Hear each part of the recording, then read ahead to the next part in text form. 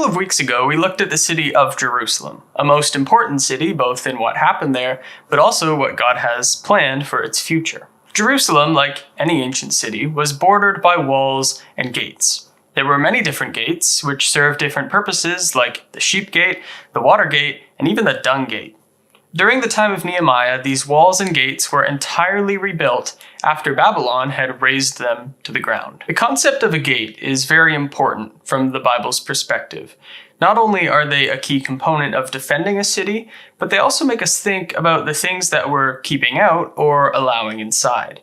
In the story of Nehemiah, the people rebuilt the gates in order to protect themselves and to keep themselves separate from the enemies outside. Unfortunately, however, not everyone had the same goal in mind. In fact, Eliashib, a priest of the people, had allowed Tobiah, an evil man who had tried to stop all of the work, inside the gates and even inside the temple, going as far as offering him a place to live and giving him food that was supposed to be for the priests of God.